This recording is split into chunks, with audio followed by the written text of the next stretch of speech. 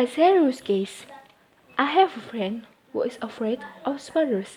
This isn't very unusual. A lot of people are afraid of spiders. I don't really like spiders much myself.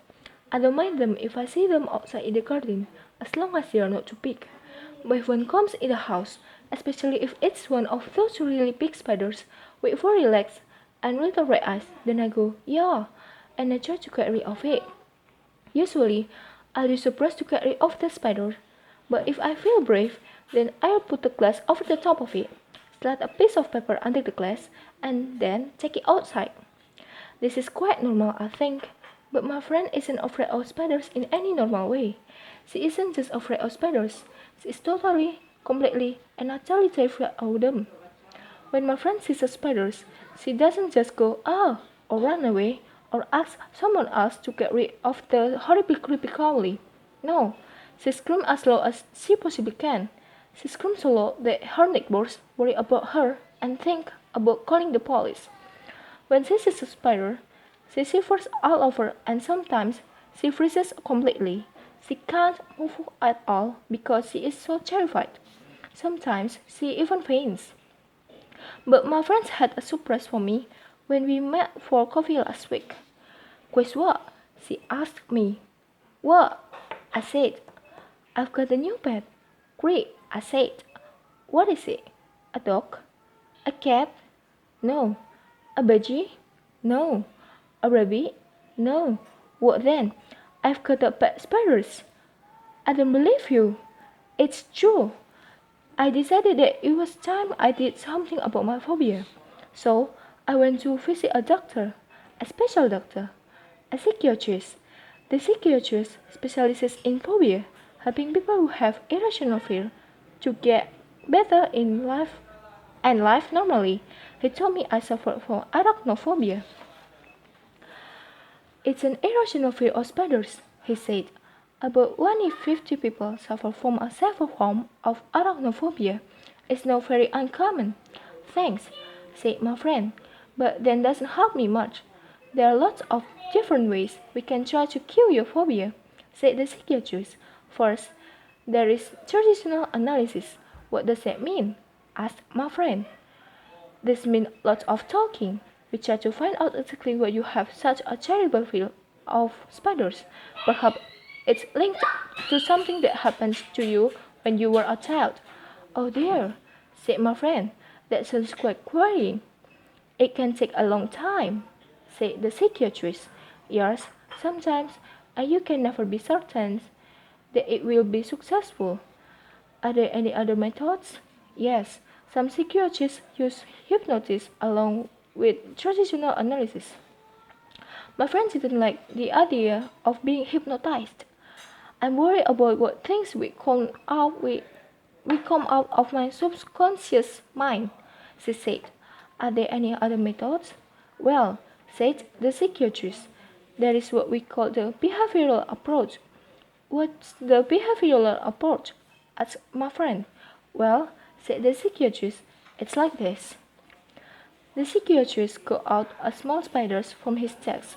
It wasn't a real spider. It was made of plastic. Even though it was only a plastic spider, my friend screamed when she saw it. Don't worry, said the psychiatrist. It's not a real spider. I know, said my friend, but I'm afraid of it just the same. Said the psychiatrist. A serious case. He put the plastic spider on the desk. When my friend stopped screaming, the psychiatrist told her to touch it. When she stopped screaming again, the idea of touching the plastic spider was enough to make her scream. She touched it. At first, she touched it for just 1 second. She shivered all over, but at least she managed to touch it. Okay, said the psychiatrist. That's all for today. Thanks. You can go home now. That's it? Asked my friend. Yes. That's all? Yes, for today. This is the behavioral approach. Come back now. Come back tomorrow. I'm sorry. My friend went back the next day, and this time the plastic spider was already on the doctor's desk. This time she touched it and he held it for 5 minutes. Then the doctor told her to go home and come back the next day. The next day, she went back and the plastic spider was on her chair. She had to move the spiders so she could sit down. The next day, she held the spider in her hand while she sat in her chair. The next day, the doctor gave her plastic spider and told her to take it home with her. "Where do spiders appear in your house?" asked my psychiatrist. "In the bath, usually," said my friend. Put the spiders in the bag," he told her. My friend was terrified of the spiders in the bag, but she managed not to scream when she saw it there. "It's only a plastic there," she told herself. The next day, the psychiatrist told her to put the spiders in her living room. My friend put it top of the television. At first, she thought the spiders was watching her and she felt afraid. Then she told herself that it was an only plastic spider. The next day, the psychiatrist told her to put the spiders in her bed.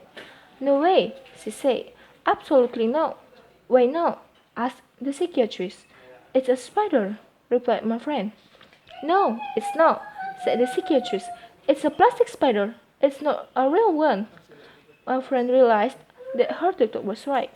She put the plastic spider in her bed and she slept there all night with it in her bed. She only felt a little bit afraid. The next day, she went back to the psychiatrist. This time, she had a big shock. Sitting in the middle of the doctor's desk, there was a spider, and this time it was a real spider. My friend was about to scream and run away, but she didn't.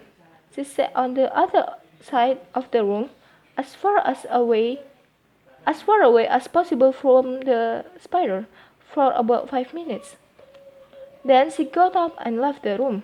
"See you tomorrow," shouted the psychiatrist to her as she left. The next day, she went back, and this time the psychiatrist let the spider run around on his desk. Again, my friend stayed about 5 minutes, then left. The next day, she stayed for 10 minutes, and the day after that, 15. Eventually, the psychiatrist held the real spiders, long furry legs and little eyes, in his hand. She asked my friend to come and touch it. At first, she refused, but the doctor insisted. Eventually, she touched the spider, just for a second. The next day, she touched it for a few seconds, then for a few minutes, and after that, she held the spider in her own hand. Then she took a spider home and let it run around in her house. She didn't feel afraid. Well, okay. She didn't feel afraid, but it only a tiny bit. "So now I've got a pet spider," she told me again. "Well done," I said. "There is only one problem," she said. And as she spoke, I noticed that she was shivering all over. Then she screamed and climbed up on the chair. She was pointing to something on the floor. "Over there!" she screamed. "Look, it's a beetle."